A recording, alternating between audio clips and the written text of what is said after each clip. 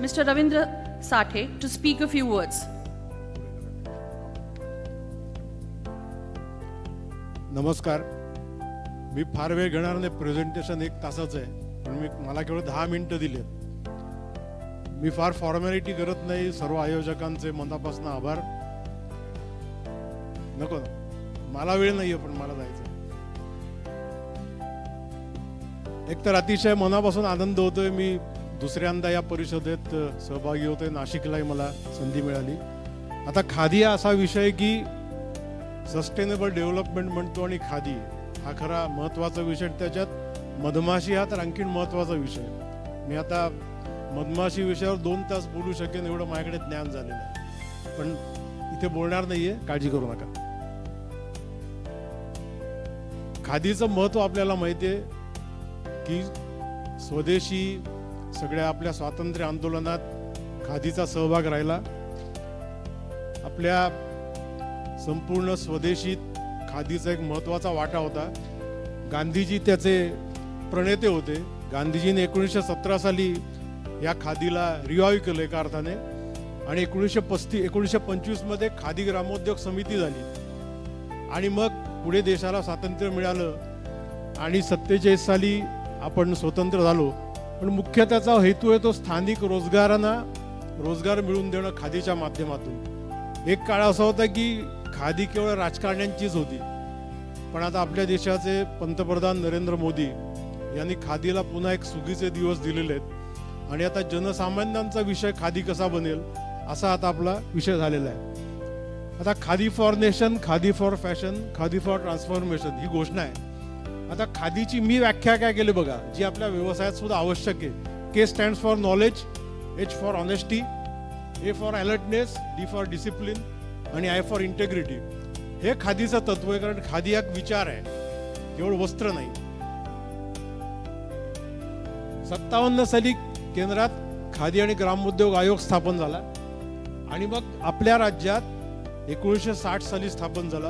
वि. पागे ज्यांनी कारागीर रोजगार हमी योजना आणली, आणि आज केंद्रात जी मनरेगा चालू आहे त्याचे प्रणेते हे वि. पागे आहेत. वि. पागे, बाळासाहेब भारदे, शिरूभाऊ लिमये, प्रभाकर कुंटे, शांताराम बापू करमळकर अशी थोर मंडळी या मंडळाची सभापती राहिलेत, आणि माझ्यासारख्या छोट्या कार्यकर्त्याला देवेंद्रजींनी 3 वर्षांपूर्वी जबाबदारी दिली. उद्योग विभाग आमचा पालक आहे, ज्याचा MSME आपल्याशी संबंध आहे, आणि प्रत्येक जिल्ह्यात आमची खादी मंडळाची कार्यालय आहेत. खादी आणि उद्योगास प्रोत्साहन देणे, मी याच्यात जात नाही फार. याच्यात काय करतो आम्ही नेमकं जे आपल्या उपयोगाचं आणि आपण ज्याचा प्रचार करू शकाल, या एवढ्या योजना आहेत. Prime minister employment generation program, chief minister employment generation program, प्रधानमंत्री विश्वकर्मा कौशल्य योजना, हातकागद केंद्र जे पुण्यात आहे आपलं, हातकागदापासून अनेक वस्तू आपण बनवतो. मधसंचालनालय म्हणजे we are the only state in our country where we are having independent directorate of honey. ते महाबळेश्वरला आहे. मधाचे गाव म्हणून आमचा कन्सेप्ट आहे, त्याच्याविषयी मी 2 मिनिटात सांगेन. काय करतो आम्ही? जनजागृती, मेळावे, शिबिरे, प्रदर्शन, मधुमित्र, मधुसखी पुरस्कारचे चांगलं मध उत्पादन करतात त्यांना प्रोत्साहन देतो. उद्योग भरारी पुरस्कार जे आपल्याशी संबंधित आहे, चांगला उद्योग करतात त्यांना आपण पुरस्कार देतो. हातकागदापासून वस्तू, गणपती. आता पुढच्या काळात खादी मॉल प्रस्तावित आहे. आज महाराष्ट्रात खादी मॉल कुठेच नाहीये. हा खादी मॉल, खादी हब अशा प्रकारे करणं अपेक्षित आहे. खादी मित्र योजना आहे, ज्याला खादीचं काम करायचं आहे आम्ही त्याच्यासाठी खादी मित्र योजना पुढच्या काळात करणार आहोत. आणि मधाचे गाव हा एक नाविन्यपूर्ण उपक्रम आहे, की त्याच्याविषयी 2 मिनिटात सांगेन. की आपल्याकडे अनेक गावं आहेत की ज्या गावात पारंपरिक पद्धतीत मधपाळ करणारे, मधमाशी पालन करणारे लोक आहेत. या सगळ्यांना एकत्र करून आपण त्यांना शास्त्रीय पद्धतीत मधमाशी पालनाचं प्रशिक्षण देतो. त्याच गावात मध तयार होतो, त्याच गावात मध प्रक्रिया केंद्र होतं, आणि ज्याला हनी टुरिझम म्हणतो, असे हनी टुरिझम त्या गावाशी होतं. जसं मांगर हे मधाचं पहिलं गाव झालं देशातलं. मी सभापती होण्यापूर्वी ते पहिलं गाव झालं होतं.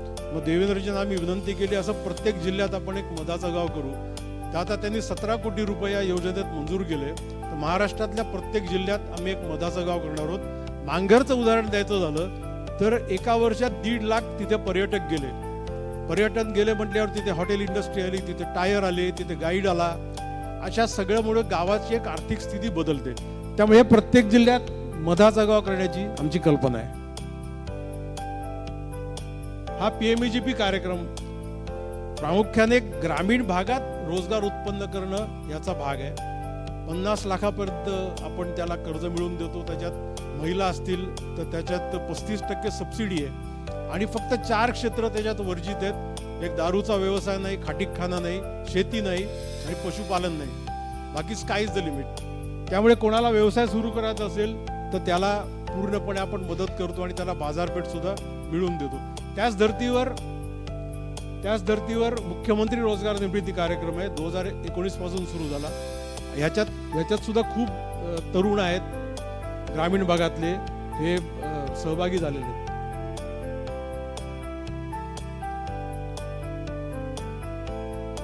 ही विश्वकर्मा कौशल्य योजना आज आपल्याला माहिती आहे की 12 बलुतेदार एकेकाळी होते. ते 12 बलुतेदार याच कल्पनेने आपल्याकडे कारागीर रोजगार हमी योजना सुरू झाली. आणि आज 2 वर्षांपूर्वी मोदींनी प्रधानमंत्री विश्वकर्मा कौशल्य योजना केली. आज त्याचं प्रदर्शन आपण पुण्यात भरवलं होतं 2 दिवसांपूर्वी. ज्या सगळ्या जुन्या पारंपरिक कला आहेत अशा कलांना प्रोत्साहन देण्यासाठी ही योजना आहे. महिलांसाठी शहरी भागात किंवा ग्रामीण भागात सुद्धा जिला ब्युटी पार्लर सुरू करायचं आहे तिच्यासाठी योजना आहे. आणि अतिशय कमी, ज्याला रेट ऑफ इंटरेस्ट म्हणतो, याच्यात आपण ती योजना राबवतो. ही सर्वात महत्वाचा आहे, जो माझ्या एका अर्थाने पॅशनचा विषय आहे की आज मधक्रांती होण्याची आवश्यकता आपल्या देशात. आणि महाराष्ट्र खूप मागे आहे. म्हणजे मला तर आपल्या सगळ्या उद्योजकांना विनंती आहे की आपण मधमाशी पालनासाठी अधिकाधिक आपण जर गुंतवणूक केली तर खूप मोठा फायदा आपल्याला होणार आहे. कारण त्यातलं शेतीचं उत्पादन वाढतं. आज मधमाशीविषयी आपल्या अनेक गैरसमजुती असतात. मधमाशी आपल्याला चावते, अजिबात चावत नाही. आपण तिला जर हात लावला तरच ती चावते. पुण्यासारख्या ठिकाणी आज आपण पुण्यात बसलोय. पुण्यातली एक गोष्ट तुम्हाला मी सांगतो की पुण्यात अमित गोडसे नावाचा एक युवक आहे. आपल्याला माहिती असेल पुण्यातल्या लोकांना. IT इंडस्ट्रीमध्ये तो काम करत होता आणि ही लेफ्ट द जॉब इन 2016. आणि आज तो काय करत असेल? पुणे शहरातली सगळी मधमाशांची पोळी तो रेस्क्यू करतो आणि एका सुरक्षित ठिकाणी नेऊन ठेवतो. 2016 ते 2025 त्यांनी पुणे शहरातनं 16,000 मधमाशांची पोळी व्यवस्थित रेस्क्यू केलेली. आज मधमाशी अत्यंत महत्वाचा घटक आहे. पर्यावरणाचं जो रक्षण करतो आणि मधमाशीपासून जो आपल्याला बाय प्रॉडक्ट्स मिळतात, व्यवसाय या अर्थाने मधमाशीच्या विषाची किंमत आपण कल्पना करणार नाही. 1 कोटी रुपये किंमत आहे 1 किलोची. ज्याला करायचं त्यांनी माझ्याकडे या. आज भारतात कोणीच करत नाही. कारण त्याला रिसर्च डेव्हलपमेंट लागणार आहे, त्याला लॅबोरेटरी लागणार आहे, त्याला रिसोर्सेस लागणार आहे. सरकार मदत करायला तयार आहे, फक्त कोण करेल असा फक्त मुद्दा आहे. नंतर मधमाशीपासून अनेक बाय प्रॉडक्ट्स आहेत. वॅक्स आहे, प्रोपोलिस आहे, रॉयल जेली आहे, हनीकोंब आहे. या सगळ्याला एक डिमांड आहे. त्यामुळे मधमाशी पालन अधिकाधिक आणि केवळ 5 ते 6,000 रुपयात पेटी मिळते विथ कॉलनी, वसाहती सकट. त्यामुळे हे मधमाशी पालनाचा व्यवसाय अधिकाधिक महाराष्ट्रात सुरू झाला पाहिजे. किफायतशीर आहे आणि प्रत्यक्ष आपल्याला उत्पादन देणार आहे. आम्ही सगळ्यांना प्रशिक्षण देतो, निशुल्क प्रशिक्षण असतं. महाबळेश्वरला आमचं जे संचालनालय तिथे प्रशिक्षण होतं. आपण गावागावात जाऊन सुद्धा देतो. आणि फक्त अट अशी आहे की तुम्ही 10 दिवस ते प्रशिक्षण घेतलं पाहिजे आणि व्यवसाय सुरू केला पाहिजे. आणि Maharashtra is the only state, आम्ही त्या मधाला हमीभाव दिलेला आहे. MSP ज्याला आपण म्हणतो. देशात कुठेही मधाला हमीभाव नाही आमच्या एवढा, आपल्या एवढा 200 रुपयाच्या वर नाहीये. आम्ही प्रशिक्षण देतो, त्याला मध उत्पादन करायला सांगतो आणि तोच मध आम्ही 500 रुपयांनी विकत घेतो. त्यामुळे इथे त्याची हमी सुद्धा आहे. त्यामुळे असा मधमाशी पालनाचा व्यवसायाची आज खूप गरज आहे. त्यामुळे महाराष्ट्रात सगळ्या ठिकाणी झालं पाहिजे. आपल्याकडे ज्यांची शेती आहे त्या शेतीत तुम्ही 1 एकर जमिनीवर जर मधाच्या 2 पेट्या ठेवल्यात मधमाशीच्या, आपलं उत्पन्न दुप्पट होईल. त्यामुळे या व्यवसायाकडे अधिकाधिक चांगल्या हेतूने आणि एका व्यापक अर्थाने आपण बघायला पाहिजे. तर महाराष्ट्रात क्रांती होईल. मला सांगायला दुःख होतं की महाराष्ट्रात आपण इस्रायलचं मी नेहमी उदाहरण देतो की इस्रायलच्या 12 पट मोठा आहे आणि आज इस्रायलमध्ये 3,500 टन मध उत्पन्न केलं जातं आणि महाराष्ट्रात जेमतेम 600 टन होतं. म्हणजे महाराष्ट्र इस्रायलच्या 12 पट मोठा आहे. पण ही महाराष्ट्राची स्थिती, कारण शेतकऱ्यांचं प्रबोधन नाही, कृषी विभागाचं योग्य प्रकार यंत्रणा काम करत नाही. त्यामुळे कृषी आणि मधमाशी हा गो हँड इन हँड म्हणतो, असा प्रकारे आपण प्रयत्न केला तर मला असं वाटतं खूप काही होईल. मला तुम्हाला एक आव्हान आहे की आमच्या बोर्डाच्या जवळजवळ प्रत्येक जिल्ह्यात आमच्या स्वतःच्या जमिनी आहेत किंवा कोणी बक्षीस पात्र दिलेले आहेत. तेव्हा आपल्याला जमीन आम्ही तुम्हाला जमीन ही अतिशय माफक दरात आम्ही देऊ, ज्याला क्लस्टर ऑफ बिझनेस म्हणतो. ग्रामोद्योग वसाहत आपण म्हणतो की एकाच ब्रँडचे काही वसाहती आहेत, उद्योजक आहेत, त्यांना आम्ही जागा उपलब्ध करून देतो. अशी क्लस्टर सुद्धा आपली काही ठिकाणी बनवू शकतील. त्या माझं कुलकर्णी सरांना आव्हान आहे की आपण एकदा बसू. नंतर MSMEचा विषय, मी कालच त्यांना म्हटलं की MSME आणि आपलं BBN काय करता येईल. म्हणजे आपले उद्योगमंत्री उदय सामंत आहेत, त्यांच्याकडे तुम्ही एक डेलिगेशन घेऊन या, आपण विचार करू की पुढे कसं आणखी हे करता येईल. त्यामुळे अशा अनेक गोष्टी आहेत. फक्त आपली इंटरॅक्शन कशी वाढेल. एकतर लोकांना खादी मंडळ माहीतच नव्हतं, त्यामुळे मला ही संधी दिली खादी मंडळाविषयी माहिती द्यायला. त्याबद्दल मी आयोजकांचे आभार मानतो आणि खूप चांगलं काम करता येईल. कारण शेवटी सस्टेनेबल डेव्हलपमेंट करायचं आहे तर त्याला खादीचा हा एक आत्मा आहे आणि खादी म्हणजे इकडे वस्त्र नाही आहे. बाकी खादी मॉल, कोणाला खादीचा व्यवसाय सुरू करायचा आहे तरी सुद्धा आपण त्याला मदत करू, कारण आज खादीला खूप डिमांड आहे, लोकांना चांगली खादी पाहिजे. त्यामुळे कोणाला उद्योगधंदा खादीत सुरू करायचा आहे आपण त्याला करू. दुसरं, आमच्याकडून जे उद्योजक जातात त्यांना आम्ही महाखादी या ब्रँड अंतर्गत आम्ही आणतो, म्हणजे तो he or she can sell his product anywhere in India. त्यामुळे फक्त त्याच्यासाठी आपल्याला आपल्या योजनेत सहभागी व्हायला लागतं. असं जर झालं तर मला असं वाटतं की आपलं खूप चांगल्या प्रकारे काम करता येईल. त्यामुळे कुलकर्णी सरांना माझी विनंती आहे की पुढच्या काळात आणखीन कसं आपल्याला काम करता येईल एकत्र आपण नक्की विचार करू. ठिकठिकाणी आमचे मेळावे असतात, आपले मेळावे असतील तिथे आमचे अधिकारी येतील.